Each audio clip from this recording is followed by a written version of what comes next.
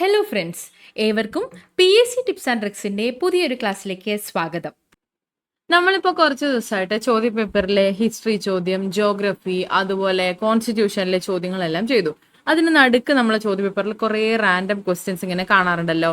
Art, culture, സംസ്കാരം related ആയിട്ടുള്ള questions. അപ്പോൾ അതിൽ നിന്നുള്ള കുറച്ച് ചോദ്യങ്ങൾ തിരഞ്ഞെടുത്തിട്ടാണ് ഇന്നത്തെ ക്ലാസ് നമ്മൾ ചെയ്യുന്നത്. സാഹിത്യ വിഭാഗത്തിൽ നിന്നുള്ള ചോദ്യങ്ങൾ ഇതിൽ ആഡ് ഓൺ ആയിട്ടുണ്ട് കേട്ടോ. നമുക്കിത് ചെയ്തു പോവാം. ഒന്നാമത്തെ ചോദ്യം, സ്നാച്ച് എന്ന വാക്ക് ബന്ധപ്പെട്ടിരിക്കുന്നത് ഏത് കായിക ഇനവുമായിട്ടാണ്? സ്നാച്ച് എന്ന വാക്ക് ഭാരോദ്വഹനവുമായി ബന്ധപ്പെട്ടതാണ്. ഭാരോദ്വഹനവുമായി ബന്ധപ്പെട്ടതാണ് സ്നാച്ച് എന്ന പദം. അതുപോലെ തന്നെ ക്ലീൻ ആൻഡ് ജെർക്ക് എന്നൊരു വാക്ക് കൂടി ഈ ഒരു ഭാരോദ്വഹനവുമായി ബന്ധപ്പെട്ടിട്ടുള്ള വാക്കായിട്ട് വരുന്നുണ്ട് കേട്ടോ. ക്ലീൻ ആൻഡ് ജെർക്ക് എന്നതും സ്നാച്ച് എന്നതും ഭാരോദ്വഹനവുമായി ബന്ധപ്പെട്ടതാണ്. ഇനി ബാസ്കറ്റ് ബോളുമായി ബന്ധപ്പെട്ട രണ്ട് പദങ്ങളൂടി പഠിക്കാം. അണ്ടർ ഹെഡ് എന്നതും അതുപോലെ തന്നെ ഫ്രീ ത്രോ എന്നതും ബാസ്കറ്റ് ബോളുമായി ബന്ധപ്പെട്ട പദങ്ങളാണ്. അണ്ടർ ഹെഡ് എന്നതും ഫ്രീ ത്രോ എന്നതും ബാസ്കറ്റ് ബോളുമായി ബന്ധപ്പെട്ട പദങ്ങളാണ്. ക്ലീൻ ആൻഡ് ജെർക്ക് എന്നതും സ്നാച്ച് എന്നതും ഭാരോദ്വഹനവുമായി ബന്ധപ്പെട്ടിരിക്കുന്നു. 2018 വിന്റർ ഒളിമ്പിക്സ് നടന്നത് എവിടെയാണ്? ഇത് 2022 ചോദ്യമാണ് കേട്ടോ. അതുകൊണ്ട് 2018 ചോദിച്ചത്. എന്നാൽ 2018 വിന്റർ ഒളിമ്പിക്സ് നടന്നത് എവിടെയാണ്? സൗത്ത് കൊറിയയിലാണ്. South Korea. ഈ വിന്റർ ഒളിമ്പിക്സ് എന്ന് പറഞ്ഞാൽ എന്താണ്? 2 വേനൽക്കാല ഒളിമ്പിക്സിന് മധ്യേ നടത്തുന്ന ഒളിമ്പിക്സ് ആണ് ഈ വിന്റർ ഒളിമ്പിക്സ് എന്ന് പറയുന്നത്. ഈ ഒരു വിന്റർ ഒളിമ്പിക്സ് ആദ്യമായിട്ട് നടന്നത് എപ്പോഴാ? 1924 അതൊന്നും അത്ര ഇമ്പോർട്ടന്റ് അല്ല, എന്നാലും അറിഞ്ഞിരിക്കുക. ഫ്രാൻസിൽ വെച്ചാണ് ആദ്യ വിന്റർ ഒളിമ്പിക്സ് നടന്നത്. ചാമോനിക്സ് എന്ന ഫ്രാൻസിലാണ്. 1924 2018 സൗത്ത് കൊറിയയിലാണ്. 2022 നോർവേയിലാണ്. 2022 നോർവേയിലാണ് നടന്നത്. ഇനിയുള്ളത് 2026 2026 വിന്റർ ഒളിമ്പിക്സ് നടക്കുന്നത് മിലാൻ കോർട്ടിന ഡി ആംബേസോ ഇറ്റലിയിലാണ് കേട്ടോ. മിലാൻ കോർട്ടിന ഡി ആംബേസോ ഇറ്റലിയിലാണ്. അപ്പൊ 2018 സൗത്ത് കൊറിയ, 2022 നോർവേയിലാണ്, 2026 ഇറ്റലിയിലുമാണ്. വിന്റർ ഒളിമ്പിക്സിന്റെ കാര്യമാണ് നമ്മൾ പറഞ്ഞത്. Winter Olympics 2018 South Korea, winter Olympics 2022 Norway, winter Olympics 2026 ഇറ്റലിയിലുമാണ്. MT വാസുദേവൻ നായരുടെ ഏത് നോവലിലെ പ്രധാന കഥാപാത്രമാണ് വിമലാദേവി? നൈനിറ്റാലിന്റെ സൗന്ദര്യം ചേർത്ത് പറഞ്ഞ MTയുടെ ഒരു മനോഹരമായ നോവലാണ് മഞ്ഞ്. അതിലെ പ്രധാനപ്പെട്ട കഥാപാത്രമാണ് വിമലാദേവി. അപ്പോൾ മഞ്ഞ് എന്ന നോവലിലെ പ്രധാന കഥാപാത്രമാണ് വിമലാദേവി. അതുപോലെ പ്രധാനപ്പെട്ട മറ്റൊരു കഥാപാത്രം കൂടിയുണ്ട്, അമർ സിംഗ്. വിമലാദേവി, അമർ സിംഗ് എന്നിവർ മഞ്ഞ് എന്ന നോവലിലെ പ്രധാന കഥാപാത്രമാണ്. MT വാസുദേവൻ നായരുടെ പ്രധാനപ്പെട്ട നോവലുകളാണ് നാലുകെട്ട്, രണ്ടാമൂഴം, മഞ്ഞ്, കാലം, അസുരവിത്ത് എന്നതൊക്കെ. നാലുകെട്ട്, രണ്ടാമൂഴം, മഞ്ഞ്, കാലം, അസുരവിത്ത്. അപ്പൊ ഇവ നാലും തന്നെ അദ്ദേഹത്തിൻ്റെതാണ്. നാലുകെട്ട്, മഞ്ഞ്, കാലം, രണ്ടാമൂഴം. ഓക്കെ, അപ്പൊ പ്രധാനപ്പെട്ട നോവലുകൾ ഏതാണെന്ന് അറിഞ്ഞിരിക്കാം. അതുപോലെ ചില ചെറുകഥകളുണ്ട്. പ്രധാനപ്പെട്ടതാണ് വാനപ്രസ്ഥം, കുട്ടിയേടത്തി, ഇരുട്ടിന്റെ ആത്മാവ്, നിന്റെ ഓർമ്മയ്ക്ക്. ഇതെല്ലാം MT വാസുദേവൻ നായരുടെ പ്രധാനപ്പെട്ട ചെറുകഥകളാണ് കേട്ടോ. ഇരുട്ടിന്റെ ആത്മാവ്, നിന്റെ ഓർമ്മയ്ക്ക്, വാനപ്രസ്ഥം, കുട്ടിയേടത്തി. അപ്പൊ നമ്മളോട് ഇവിടെ കഥാപാത്രത്തിന്റെ പേരാണ് ചോദിച്ചത്. വിമലാദേവി ഏത് നോവലിലെ കഥാപാത്രമാണ്? മഞ്ഞിലേതാണ്. വിമലാദേവി, അമർ സിംഗ് എന്നിവർ മഞ്ഞ് എന്ന കൃതിയിലെ, മഞ്ഞ് എന്ന നോവലിലെ കഥാപാത്രങ്ങളാണ്. നാലുകെട്ട് എന്ന നോവലിലെ കഥാപാത്രങ്ങളാണ് അപ്പുണ്ണി, കോന്തുണ്ണി എന്നിവർ. അപ്പുണ്ണി, കോന്തുണ്ണി എന്നീ കഥാപാത്രങ്ങൾ MTയുടെ നാലുകെട്ട് എന്ന നോവലിലുള്ളതാണ്. അതുപോലെ കാലത്തിൽ നിന്ന്, കാലം എന്ന നോവലിലെ പ്രധാനപ്പെട്ട കഥാപാത്രമാണ് സേതു എന്ന കഥാപാത്രം MTയുടെ കാലം എന്ന നോവലിലെ പ്രധാനപ്പെട്ട കഥാപാത്രമാണ്. രണ്ടാമൂഴം പിന്നെ നമുക്ക് എല്ലാവർക്കും അറിയാം, ഭീമനാണ് പ്രധാന കഥാപാത്രം രണ്ടാമൂഴത്തിലേത്. ഓക്കെ ആണല്ലോ. അപ്പോൾ അപ്പുണ്ണി, കോന്തുണ്ണി നാലുകെട്ട്, വിമലാദേവി, അമർ സിംഗ് മഞ്ഞ്, കാലത്തിലേത് സേതു ആണ്, രണ്ടാമൂഴം ഭീമനാണ്. ഭരത് ഗോപിക്ക് ഏറ്റവും നല്ല നടനുള്ള ദേശീയ പുരസ്കാരം ലഭിച്ച സിനിമ ഏതാണ്? ഭരത് ഗോപിക്ക് ഏറ്റവും നല്ല നടനുള്ള ദേശീയ പുരസ്കാരം ലഭിച്ച സിനിമയാണ് കൊടിയേറ്റം എന്നത്. കൊടിയേറ്റം മികച്ച നടനുള്ള ദേശീയ അവാർഡ് ഭരത് ഗോപിക്ക്, ഭരത് എന്ന പേര് കിട്ടിയത് ഏത് ചിത്രത്തിനാണെന്നാണ് ചോദിച്ചത്? കൊടിയേറ്റത്തിനാണ് കേട്ടോ, കൊടിയേറ്റം. അടുത്തവിടെ തന്നിരിക്കുന്നത് യവനിക എന്ന സിനിമയാണ്. യവനിക എന്ന സിനിമ സംവിധാനം ചെയ്തത് ആരാണ്? നമ്മളടുത്ത് സിനിമ സംവിധാനം ചെയ്തത് ആരാണ് എന്ന രീതിയിൽ ചോദ്യങ്ങൾ വരാറുണ്ട്. അപ്പോൾ യവനിക എന്ന സിനിമ സംവിധാനം ചെയ്തത് KG ജോർജ് ആണ് കേട്ടോ. KG ജോർജ് സംവിധാനം ചെയ്ത ചിത്രമാണ് യവനിക. KG ജോർജ് ആണ്. ഓർമ്മയ്ക്കായി എന്ന സിനിമ സംവിധാനം ചെയ്തത് ഭരതനാണ്. ഓർമ്മയ്ക്കായി എന്ന ചിത്രം സംവിധാനം ചെയ്തത് ഭരതനാണ്. ഭരതൻ. ചിദംബരം എന്ന സിനിമ സംവിധാനം ചെയ്തത് G അരവിന്ദനാണ്. ഈ ഒരു പേര് നിങ്ങൾ വേറെ ഏതെങ്കിലും ചോദ്യത്തിന്റെ ഉത്തരമായിട്ടോ ഓപ്ഷൻ ആയിട്ടോ കണ്ടിട്ടുണ്ടാവോ?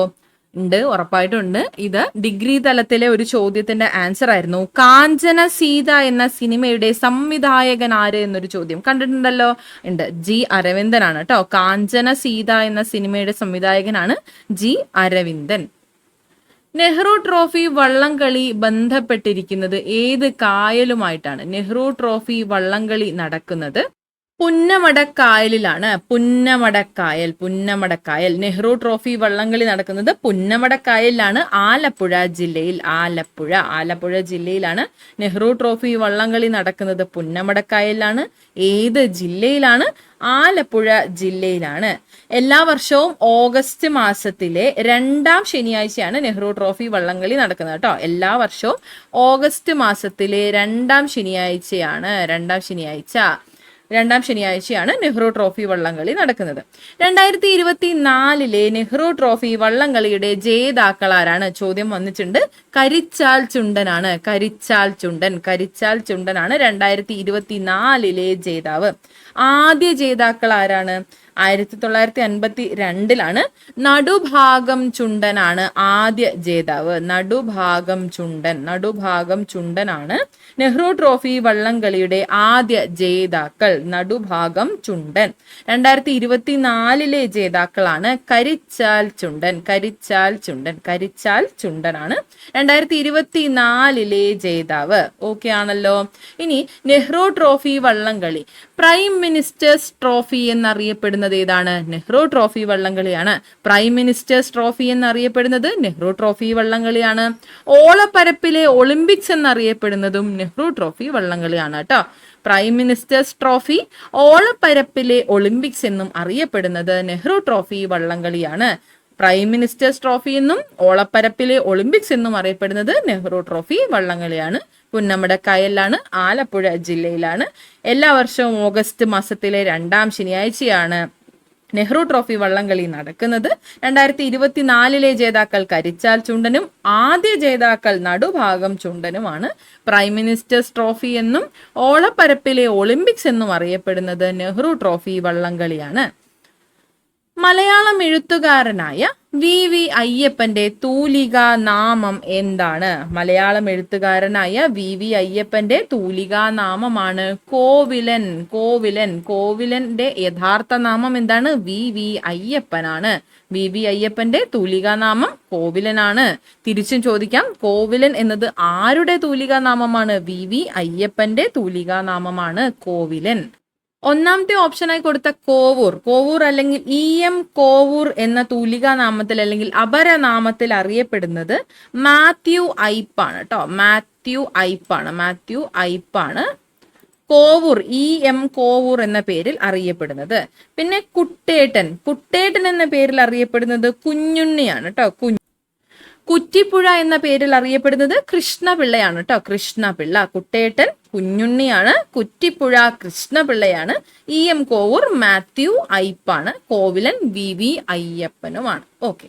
പിന്നെ പ്രധാനപ്പെട്ട നമുക്കറിയാലോ, ഉറൂബൊക്കെ നമുക്കറിയാലോ. ഉറൂബ് എന്ന പേരിൽ അറിയപ്പെടുന്നത് ആരാണ്? ഉറൂബ് PC കുട്ടിക്കൃഷ്ണനാണ്. ഉറൂബ് ഉറൂബ് എന്ന പേരിൽ അറിയപ്പെടുന്നത് PC കുട്ടിക്കൃഷ്ണനാണ്. PC കുട്ടിക്കൃഷ്ണൻ. അതുപോലെ കാക്കനാടൻ എന്ന പേരിൽ അറിയപ്പെടുന്ന ആരാണ്? ജോർജ് വർഗീസ് ആണ്. ജോർജ് വർഗീസ് എഴുതുന്നില്ല, പറയാട്ടോ. കാക്കനാടൻ എന്ന പേരിൽ അറിയപ്പെടുന്നത് ജോർജ് വർഗീസ് ആണ്. പാറപ്പുറത്ത് എന്ന തൂലികാ നാമത്തിൽ അറിയപ്പെടുന്നത് KE മത്തായി ആണ്. KE മത്തായി ആണ്. പാറപ്പുറത്ത് എന്ന പേരിൽ അറിയപ്പെടുന്നത് ആരാണ്? KE മത്തായി ആണ്. വിലാസിനി എന്ന പേരിൽ അറിയപ്പെടുന്നത് ആരാണ്? MK മേനോൻ ആണ് കേട്ടോ. MK മേനോൻ ആണ് വിലാസിനി എന്ന പേരിൽ അറിയപ്പെടുന്നത്. വിലാസിനി എന്ന തൂലികാ നാമം ആരുടേതാണ്? MK മേനോനാണ്. പിന്നെ സുമംഗല എന്നത് ലീല നമ്പൂതിരിപ്പാടിന്റെ തൂലികാ നാമമാണ് കേട്ടോ. സുമംഗല എന്ന പേരിൽ അറിയപ്പെടുന്നത് ആരാണ്? ലീല നമ്പൂതിരിപ്പാടാണ്. ലീല നമ്പൂതിരിപ്പാട് അറിയപ്പെടുന്നത് സുമംഗല എന്ന പേരിലാണ്. തിക്കൊടിയൻ ആരാ? തിക്കൊടിയൻ P കുഞ്ഞനന്ദൻ നായരാണ് കേട്ടോ. P കുഞ്ഞനന്ദൻ നായർ അറിയപ്പെടുന്ന പേരാണ് തിക്കൊടിയൻ. പ്രേംജി MP ഭട്ടതിരിപ്പാടാണ്. MP ഭട്ടതിരിപ്പാട്. അപ്പോ ഉറൂബ് ആരാണ്? PC കുട്ടിക്കൃഷ്ണനാണ്. കാക്കനാടൻ ജോർജ് വർഗീസ് ആണ്. പാറപ്പുറത്ത് KE മത്തായി ആണ്. വിലാസിനി MK മേനോനാണ്.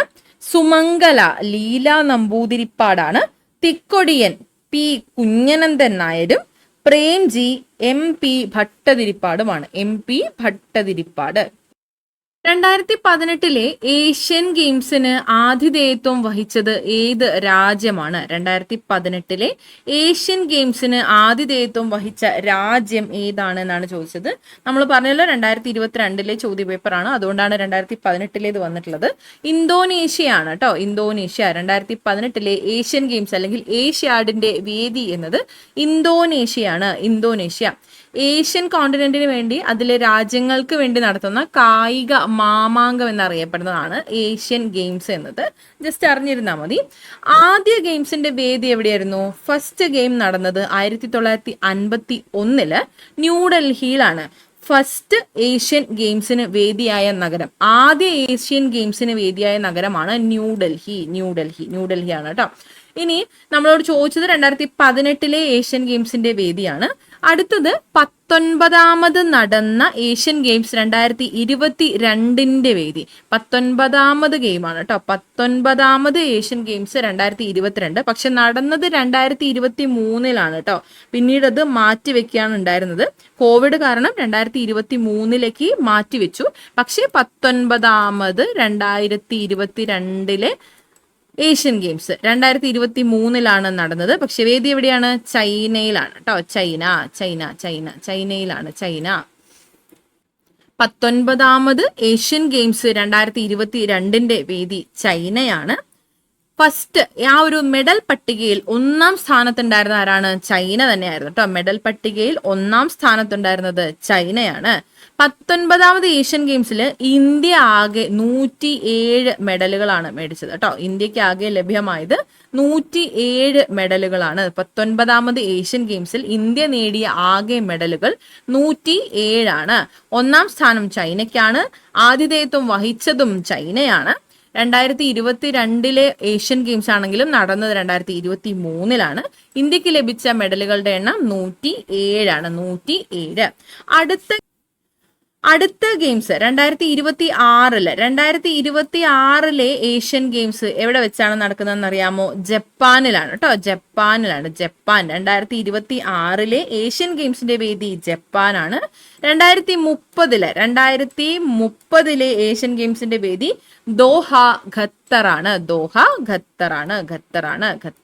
ഓക്കെ, ദോഹ ഖത്തറാണ്. ഖത്തറിൽ വെച്ചാണ്. ഓക്കെ, 2022 വേദി ചൈന, 2026 ജപ്പാനാണ്, 2030 ഖത്തറിൽ വെച്ചാണ്. ഓക്കെ, 2019 ഏറ്റവും നല്ല ചലച്ചിത്രത്തിനുള്ള ദേശീയ പുരസ്കാരം നേടിയ മലയാള ചിത്രം ഏതാണ്? 2019 ഏറ്റവും നല്ല ചലച്ചിത്രത്തിനുള്ള ദേശീയ പുരസ്കാരം നേടിയത് മരക്കാർ അറബിക്കടലിന്റെ സിംഹം എന്ന ചിത്രമാണ്. മരക്കാർ അറബിക്കടലിന്റെ സിംഹം.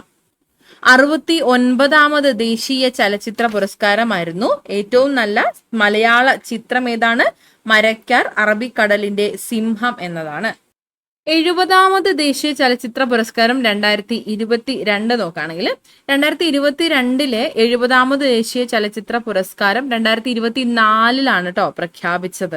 ഓക്കെ, അപ്പൊ നോക്കാം. മികച്ച ചിത്രം 70ാമത് ദേശീയ ചലച്ചിത്ര പുരസ്കാരം 2022 മികച്ച ചിത്രം ആട്ടമാണ്. ആട്ടം. ആനന്ദ് ഏകർഷി സംവിധാനം ചെയ്ത ആട്ടം സിനിമയാണ്.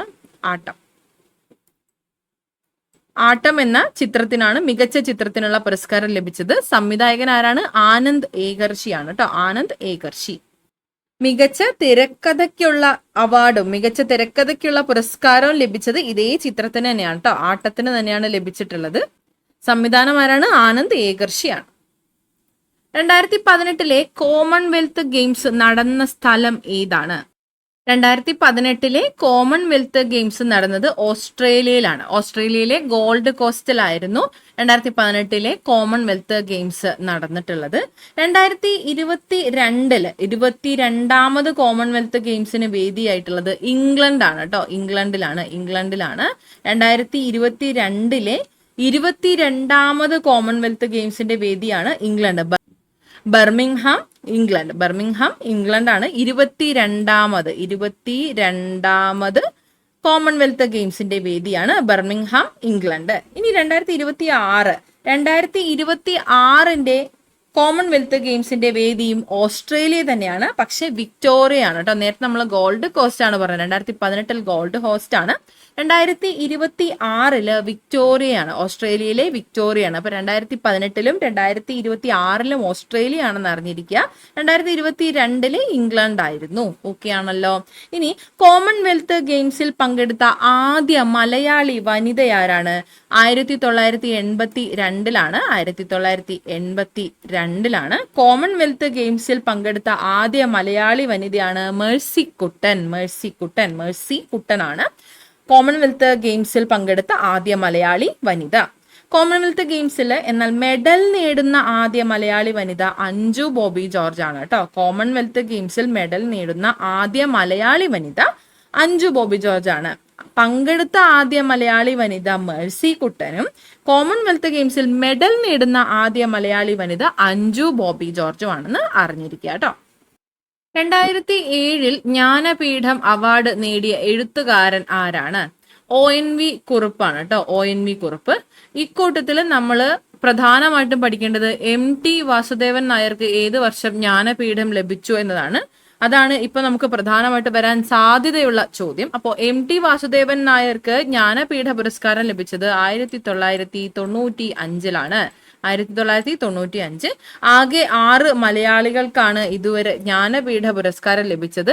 സമ്മാനത്തുക എത്രയെന്നറിയാമോ? ജ്ഞാനപീഠ അവാർഡിന്റെ സമ്മാനത്തുക 11 ലക്ഷം രൂപയാണ് കേട്ടോ. 11 ലക്ഷം രൂപയാണ്. ആദ്യ ജ്ഞാനപീഠ ജേതാവാണ് ജി ശങ്കരക്കുറുപ്പ്. 1965 ലഭിക്കുന്നത്. ഫസ്റ്റ് റിസീവർ ആണ്. ജ്ഞാനപീഠ പുരസ്കാരത്തിന്റെ ആദ്യ ജേതാവ് ജി ശങ്കരക്കുറുപ്പാണ്. രണ്ടാമത് ലഭിച്ച മലയാളി ആരാണെന്ന് അറിയാമോ? രണ്ടാമത് 1980 SK പൊറ്റക്കാടിന് ലഭിച്ചു. 84 തകഴി ശിവശങ്കരപ്പിള്ളയ്ക്ക് ലഭിച്ചു. 95 MT വാസുദേവൻ നായർ. 2007 ONV കുറുപ്പ്. അക്കിത്തം അച്യുതൻ നമ്പൂതിരി 2019 ലഭിച്ചു. 1995 MT വാസുദേവൻ നായർക്കും 2019 അക്കിത്തം അച്യുതൻ നമ്പൂതിരിക്കും ജ്ഞാനപീഠ പുരസ്കാരം ലഭിച്ചു. SK പൊറ്റക്കാടിന് 1980 ലഭിച്ചു. 1980 ലഭിച്ചു. 2007 ONV കുറുപ്പിനും ജ്ഞാനപീഠ പുരസ്കാരം ലഭിച്ചു. കൂടിയാട്ടം ശാസ്ത്രീയമായി എഴുതിയ ആധികാരിക ഗ്രന്ഥം ഏതാണ്? കൂടിയാട്ടം ശാസ്ത്രീയമായി എഴുതിയിട്ടുള്ള ആധികാരിക ഗ്രന്ഥമാണ് നാട്യകൽപദ്രുമം. നാട്യകൽപദ്രുമം രചിച്ചത് ഗുരുമാണി മാധവ ചാക്യാരാണ്. മാധവ ചാക്യാർ. കൂടിയാട്ടത്തെക്കുറിച്ചുള്ള നാട്യകൽപദ്രുമം എന്ന കൃതി രചിച്ചത് ഗുരുമാണി മാധവ ചാക്യാരാണ്. മാധവ ചാക്യാർ. ഈ ഒരു നാട്യകൽപദ്രുമം മലയാളത്തിൽ ആദ്യമായിട്ട് പ്രസിദ്ധീകരിച്ചത് കേരള കലാമണ്ഡലമാണ് കേട്ടോ. കേരള കലാമണ്ഡലമാണ് മലയാളത്തിൽ ആദ്യമായി പ്രസിദ്ധീകരിച്ചത്. ഇനി കൂടിയാട്ടത്തിന്റെ കുലപതി എന്നറിയപ്പെടുന്നത് ആരാണ്? കൂടിയാട്ടത്തിന്റെ കുലപതി നമുക്ക് എല്ലാവർക്കും അറിയുന്നുണ്ടാവും, അമ്മന്നൂർ മാധവ ചാക്യാറാണ് കേട്ടോ. അമ്മന്നൂർ മാധവ ചാക്യാർ. കൂടിയാട്ടത്തിന്റെ കുലപതി ആരാണ്? അമ്മന്നൂർ മാധവ ചാക്യാരാണ്. എന്നാൽ നാട്യകൽപദ്രുമം രചിച്ചത് ആരാണ്? ഗുരുമാണി മാധവ ചാക്യാറാണ് കേട്ടോ. രണ്ടും മാധവ ചാക്യാർ തന്നെയാണ്, പക്ഷെ പേര് ശ്രദ്ധിക്കണം, രണ്ടിടത്തും മാധവ ചാക്യാർ എന്നുള്ളതുകൊണ്ട് മാറിപ്പോവരുത്. കൂടിയാട്ടത്തെക്കുറിച്ചുള്ള നാട്യകൽപദ്രുമം രചിച്ചത് ഗുരുമാണി മാധവ ചാക്യാരും കൂടിയാട്ടത്തിന്റെ കുലപതി എന്നറിയപ്പെടുന്നത് അമ്മന്നൂർ മാധവ ചാക്യാരുമാണ്. ഓക്കെ, അടുത്തത് കൂടിയാട്ടം അവതരിപ്പിക്കുന്ന ക്ഷേത്രവളപ്പിന്റെ അരങ്ങിനെ പറയുന്ന പേര് എന്താണ്? കൂത്തമ്പലം എന്നാണ് കേട്ടോ. കൂടിയാട്ടം അവതരിപ്പിക്കുന്നത് എവിടെയാണ്? കൂത്തമ്പലമാണ്. കൂത്തമ്പലം. കൂടിയാട്ടത്തിന് ഉപയോഗിക്കുന്ന പ്രധാനപ്പെട്ട ഒരു വാദ്യോപകരണത്തിന്റെ പേര് എന്താണ്? മിഴാവാണ് കേട്ടോ. മിഴാവ്. കൂടിയാട്ടത്തിന് ഉപയോഗിക്കുന്ന പ്രധാനപ്പെട്ട വാദ്യോപകരണമാണ് മിഴാവ്. ഈ ഒരു കൂടിയാട്ടത്തിന്റെ കഥകളിയുടെയും കൂടിയാട്ടത്തിന്റെയും പുനരുദ്ധാരണത്തിനായി പ്രവർത്തിക്കുന്ന ഒരു സംഘടനയുണ്ട്. അത് ഏതാണ്? മാർഗി എന്ന പേരിലാണ് അറിയപ്പെടുന്നത്. മാർഗി എന്ന പേരിലാണ് അറിയപ്പെടുന്നത്. കഥകളിയുടെയും കൂടിയാട്ടത്തിന്റെയും പുനരുദ്ധാരണത്തിനായി പ്രവർത്തിക്കുന്ന സംഘടനയുടെ പേരാണ് മാർഗി. കഥകളിയുടെയും കൂടിയാട്ടത്തിന്റെയും പുനരുദ്ധാരണത്തിനായി പ്രവർത്തിക്കുന്ന സംഘടനയുടെ പേരാണ് മാർഗി. മാർഗിയുടെ ആസ്ഥാനം എവിടെയാണ്? തിരുവനന്തപുരമാണ് കേട്ടോ. തിരുവനന്തപുരം. മാർഗിയുടെ ആസ്ഥാനം എവിടെയാണ് സ്ഥിതി ചെയ്യുന്നത്? മാർഗി സ്ഥിതി ചെയ്യുന്നത് തിരുവനന്തപുരത്താണ്. തിരുവനന്തപുരം. മാർഗി എന്തിന്റെ സംഘടനയാണ്? കഥകളിയുടെയും കൂടിയാട്ടത്തിന്റെയും പുനരുദ്ധാരണത്തിനായി പ്രവർത്തിക്കുന്ന സംഘടനയാണ് മാർഗി സംഘടന. ആസ്ഥാനം എവിടെയാണ്? തിരുവനന്തപുരമാണ്. ഓക്കെ. യുനെസ്കോയുടെ പൈതൃക പട്ടികയിൽ ഉൾപ്പെടുത്തിയിട്ടുള്ള 2 കേരളീയ ദൃശ്യകലകൾ ഏതൊക്കെയാണ്? യുനെസ്കോയുടെ പൈതൃക പട്ടികയിൽ ഉൾപ്പെടുത്തിയിട്ടുള്ള 2 കേരളീയ ദൃശ്യകലകളാണ് കൂടിയാട്ടവും മുടിയേറ്റുമാണ് യുനെസ്കോയുടെ പൈതൃക പട്ടികയിൽ ഉൾപ്പെടുത്തിയിട്ടുള്ള 2 കേരളീയ ദൃശ്യകലകൾ. ഇതില് ഇന്ത്യയിൽ നിന്ന് യുനെസ്കോയുടെ ലോക പൈതൃക പട്ടികയിൽ ഇടം നേടിയ ആദ്യത്തെ കലാരൂപമാണ് കൂടിയാട്ടമാണ് ആദ്യമായിട്ട് പൈതൃക പട്ടികയിൽ ഇടം നേടിയ കലാരൂപം കേട്ടോ. കൂടിയാട്ടത്തിന്റെ അർത്ഥം എന്താണ്? കൂടിച്ചേർന്നുള്ള അഭിനയം എന്നതാണ് ഈ കൂടിയാട്ടം എന്നതിന്റെ അർത്ഥമായിട്ട് വരുന്നത്.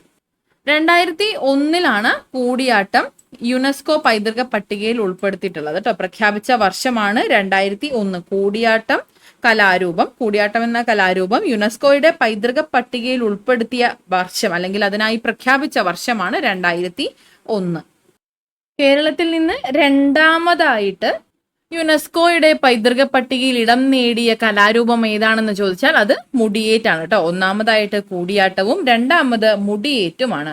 തെക്കൻ കേരളത്തിലും കൊച്ചിയിലും പൊതുവെ അനുഷ്ഠിച്ച് കാണപ്പെടുന്ന ഒരു കലാരൂപമാണ് മുടിയേറ്റ് എന്നത് അറിഞ്ഞിരിക്കുക കേട്ടോ.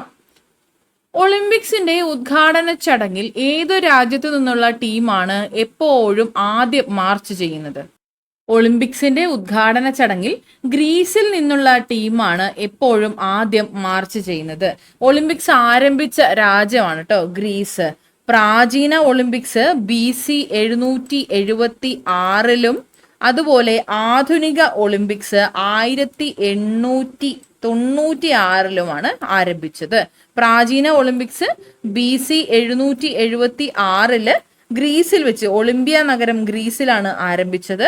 ആധുനിക ഒളിമ്പിക്സ് 1896 ഏതൻസിൽ വെച്ചാണ് ആരംഭിച്ചത്. ഗ്രീസിലെ ഏതൻസിൽ വെച്ചാണ്.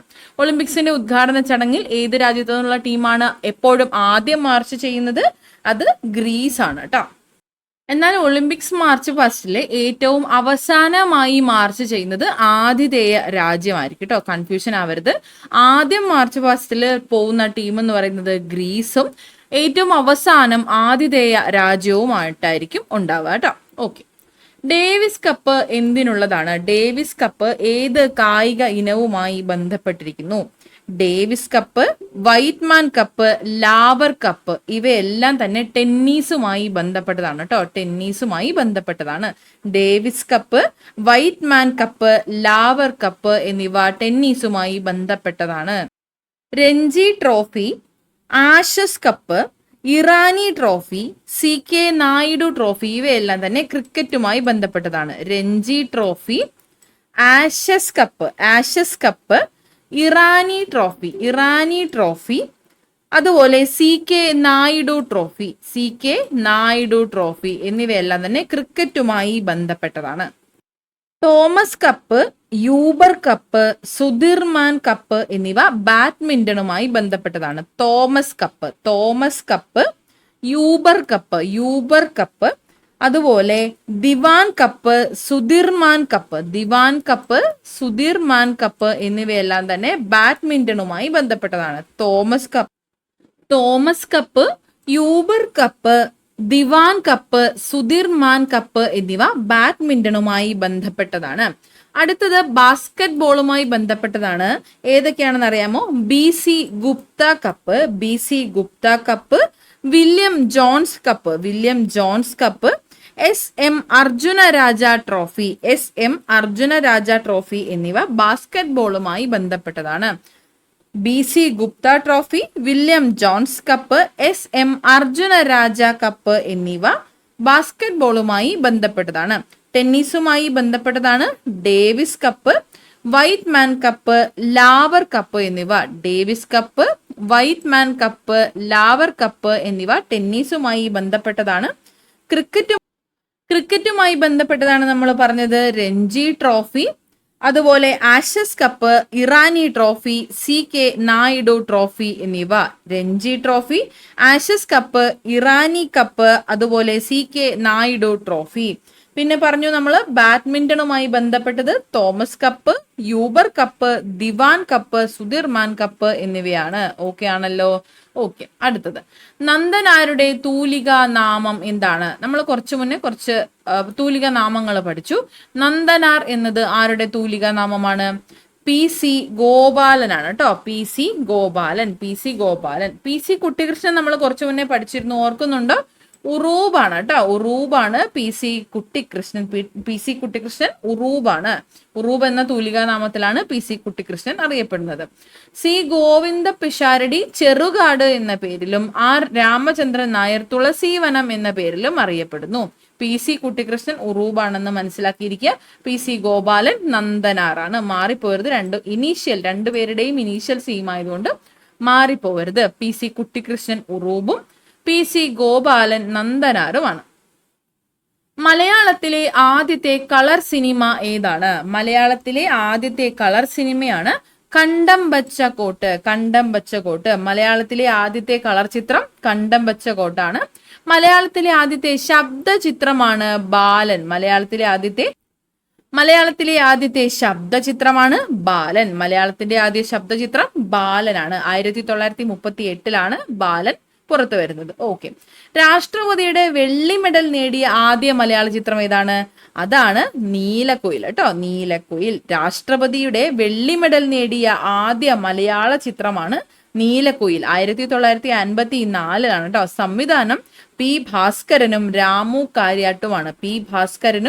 രാമു കാര്യാട്ടുമാണ് നീലക്കുയിൽ എന്ന ചിത്രത്തിന്റെ സംവിധാനം. P ഭാസ്കരനും രാമു കാര്യാട്ടും.